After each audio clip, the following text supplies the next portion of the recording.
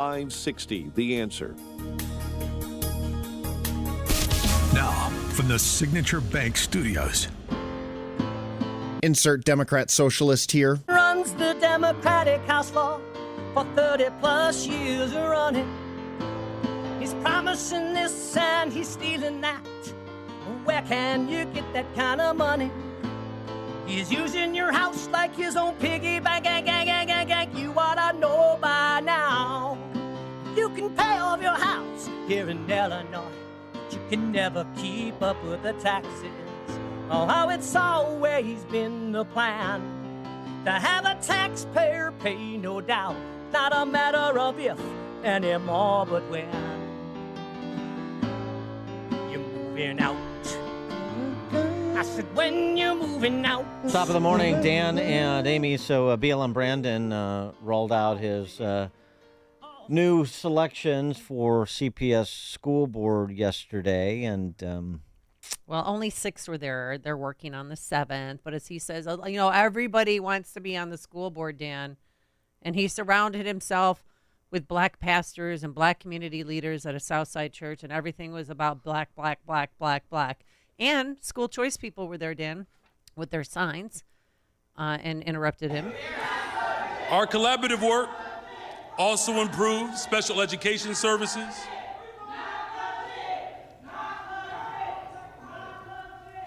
I will just say, as I finish my comments, the most legitimate existence of anyone in this country is the legitimate existence of a black man. I mean, everything. what does that mean? I don't even know. I don't even know if he knows, but he's got a job as a black man. My full-time and only job is to run this city, to love my black wife and my black children. Go ahead, Sarah. Good morning. The most legitimate existence in this country is as a black man or something like that. What does that mean? I don't know, but he was comparing like fiscal responsibility to slavery. Well, that's what I saw is to oppose a blank check to the Chicago Teachers Union is to be a Confederate slave owner, which is arguably a bit of a reach. Then the so-called exports, the so-called fiscally responsible stewards, are making the same argument when our people wanted to be liberated and emancipated in this country. The argument was, you can't free black people because it would be too expensive. They said that it would be fiscally irresponsible for this country to liberate black people. And now you have detractors making the same argument of the Confederacy when it comes to public education in this system. Okay. All right. I mean, look, this is not anything we're not accustomed to. I mean, this is the whole Black Lives Matter movement. This is the 1619 Project. This is the race hustle. Yeah, and it's a 24/7 race hustle with BLM Brandon because that's all he's got. Well, I'm telling you, he was rude. He's incompetent. He's vain. He's racist. He's misogynistic. He was so rude yesterday to the 2 female reporters because, Sarah Schulte from Channel 7 asked a legitimate question. I'm wondering if any of the board members can answer this question. Actually, if all of you can, maybe even just a show of your hands. How many of you support taking out a short-term, we're not doing that. We're not doing that. We're not doing that. For a teacher's contract? If you have a question for the mayor of Chicago, you can ask me a question. What you are not going to do is litigate what the board has the authority to do once they're appointed. You can ask that once they are appointed. No. I'm not going to do it. And, it's disrespectful. It's everything was disrespectful. You can't ask everything.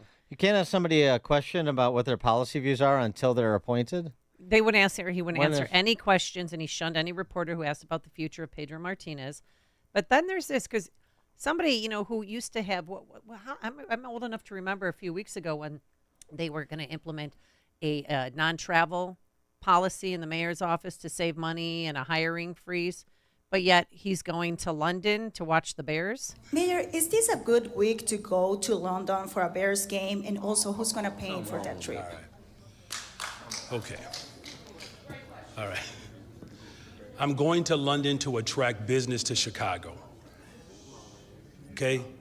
I'm going to London to attract business in Chicago. But are you going to the game? Hold on a second, because you already know the answer to that. But I just want to make sure that you do the people of Chicago service, because I have to be very honest with you. It's pretty jacked up the way you frame that. Right. It is. It is. It's disrespectful and condescending. Yeah. That the black man is going to London for a game. Yep, there you go. It's disrespectful. It is. Yeah. And people get away with that too much. Oh, yeah. You don't The governor question the went to black Tokyo. man. Yeah. The governor went to Tokyo to attract business. The mayor of Chicago is going to London to attract business, and while I'm there, I'm going to root for the Chicago Bears. I mean, that was a raggedy question, and we know. I don't ever discuss personnel issues.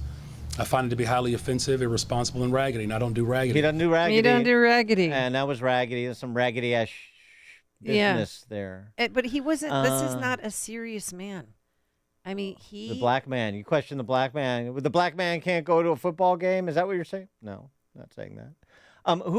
Okay, so you're going there on business. Who are you meeting with? Who are you meeting? Right. What kind of manufacturing? What are we? Agriculture? What are we doing? You're going to try and bring Manchester United back here so somebody can play at Soldier Field, or what? But this is not a serious person. People need to hear this. This is a inside baseball, but this is what happens at these press Breaking conferences. news. This is not. Good morning, Mayor. Good morning. And by the way, Craig, with that deep voice, the only thing you can do after what I just said is, "You'll never find." Oh, if only I could hold a tune. And it is still morning, so very collegial. Yeah, well, that's the Chicago Press Corps, which is the government press corps, of course. Ted Dabrowski, president of Wirepoints.org, joins us. Ted, thanks for being with us. Appreciate it. Good morning, Dan. Good morning, Amy. Are you exercised about this coup, this school board coup, Ted? Oh, my goodness. Oh, my gosh. He got rid of some school board members nobody's ever heard of that are toadies for the mayor to put in new toadies for the mayor. Oh, heavens. What the? Everything's going to change dramatically, right? Oh, yeah. No, it's I've been screaming about this, and I think like you guys have, this place has been a mess for a long, long time, and it's really no different whether it's under Lightfoot or Rahm Emanuel. My biggest thing is that kids can't read; they're not learning, and none of that changes no matter how much this stuff goes on. It may be more chaos, maybe more noise, maybe more craziness. Yeah, just the Confederacy metaphor that BLM Brandon used. Who's the plantation owner in this story? It's honkies, it's MAGA Republicans, or it's Brandon Johnson, the Chicago Teachers Union? Yeah, it's I think what's going to be interesting is he's bringing to light just how incompetent he is, as Amy's saying, and you got to wonder whether you hear things like recall and all that, because he's you're even starting to see some of the press. It's interesting looking at some of the Twitter or X action.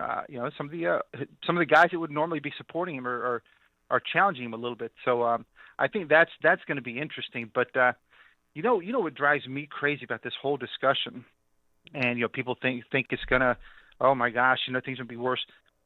People need to understand that this union only has this much power because our state legislature has given them this much power. Mm-hmm. We have empowered the union to be crazy and to weaponize everything against our own kids because our lawmakers give them the powers to collectively bargain over all kinds of things, gives it the right to strike, gave them Amendment 1. There was a bipartisan vote for Amendment 1. Bipartisan? It was sponsored by the two Republican legislative leaders, including Amy's friend, Tony McCombie. Yeah, so McCombie and Curran, both of them on it. And so we gave them these powers, and it's like creating a Frankenstein and then wondering why Frankenstein's coming after you.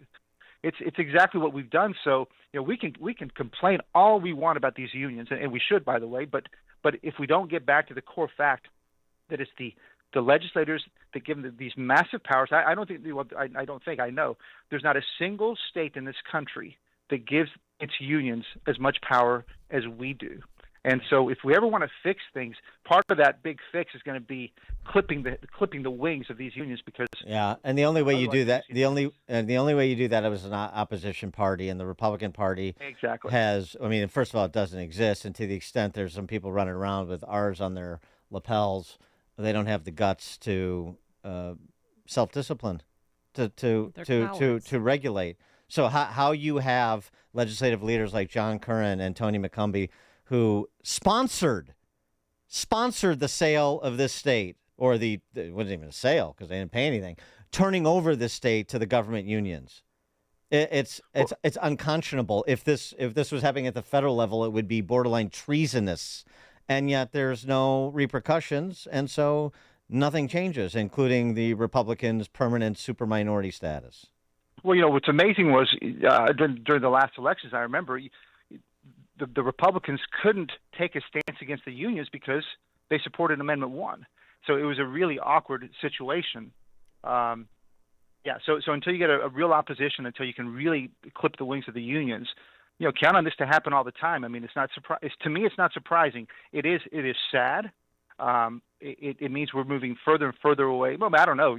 Somebody could argue that the bigger the chaos, the sooner we move towards change, and maybe that's the silver lining in all this. But it's going to be uglier. They're going to try to take on Pritzker for more money. I don't think they'll be successful in that, and we'll just see where the chaos goes. Well, I got to tell you, I spoke with one alderman yesterday who says this is going to be a smash and grab. That Brandon Johnson, the writing's on the wall now. That's why he surrounded himself with black pastors in a safe space yesterday while making this big announcement, and that he's going to just take whatever he wants and take it because he knows he's not going to be reelected. That's new. You don't think that's going to happen? That's the only thing that happens. That happens with every mayor, every year, every term, every day. I mean, when did that stop happening? When has that not happened? That's an interesting conversation because I can't remember the last time that hasn't been the protocol at both the city and the county and the state level. That's the kleptocracy that is this entire place. I think the other big opportunity right now is, if we've been unsuccessful in getting that school choice message out there and an awareness of how bad things are. What are you talking about? You had 3 people there saying they want 9. School choice. Yeah, right. Yeah. 2 had a fire Brandon sign. It's a real groundswell.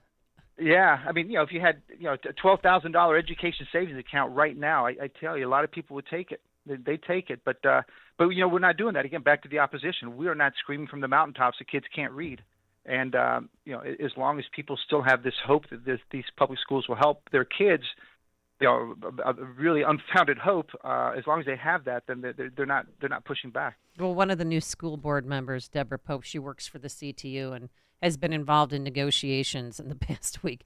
But so we have an elected school board coming up November 5th. What do we know? Can we get a cheat sheet of any possibly maybe moderate, maybe conservative candidates who want to join the school board? Yeah, well, the Urban Center is a group out there that's trying to get some pro reform candidates out there. Illinois Policy Action has been out there doing that. The Charter Network is out there. So there's some good names out there. I don't know whether they have a chance to rise to the top, but I think it's probably the first time I've seen something like that go on. So that's let's call it semi-optimistic, but it's going to take a lot more than that to bring change around anyway. Hey, what businesses did Jelly Belly end up bringing back from Japan? Anybody know? I saw some announcements. Maybe manufacturing. We got what do we got? I don't know. Is giant tech company? What do we have?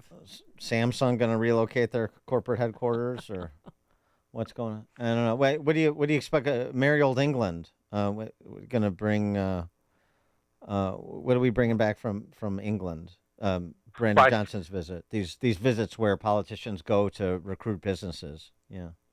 Yeah, I thought Johnson should have said, look, I'm going to the Chicago game, the Bears game, and I'll see some companies on the side. That's what he should have said, because that would have been probably more truthful. But I don't even know if he's seeing companies on the side. That might just be a big hot mess, too. What are the companies? That's fine. I just want to hear the recruiting pitch, and I want to know who he's making it to. I just think that would be entertaining. That would be very interesting. Yeah. Yeah. How would you sell Chicago right now? I mean, now? that's like Brandon Johnson and Shark Tank. I think it'd be fascinating. Yeah. See if anybody bites. Ted Dabrowski, President, Wirepoints, wirepoints.org. Oh, you know, one other thing I wanted to ask you, too, because I know everybody's super interested in this. What? Mike Madigan's trial. Oh, that's right. Jury selection begins today. What do you mean that's right? This isn't captivating the imagination of Illinois families, Ted? Well, I think that if he gets indicted, if he gets busted, I think that might solve the crime issue and the corruption issue in Illinois. No more politicians, because everybody will see that there's you learn a lesson. You don't do corruption, and everything will be good again. Exactly. You know what? And I hate to be that sarcastic, but to me, sadly, it doesn't matter because it's not going to change how people behave at all. I think and he should be busted, but I don't think it changes anything. I think not only if he gets convicted, not only will it finally clean up Illinois politics, but I also think it'll improve the Chicago public school system somehow. I don't know how, but I just think it will. Because I like to have these beautiful lies that I tell myself and offer non sequiturs about how things are improving or are going to improve in magical ways. It's kind of fun. And then I can just call everybody a racist who disagrees with me. Right, exactly. Ted Dabrowski, President, wirepoints.org. Thanks, Ted. Thank you, guys. Thank you, and he joined us on our turnkey.pro answer line. Before you see it on TV, share it on Facebook, or read about it in the paper. Hear it here first. This is Chicago's Morning Answer on AM 560. The Answer. If you're living with dry age-related macular degeneration or dry AMD, you may be at risk for developing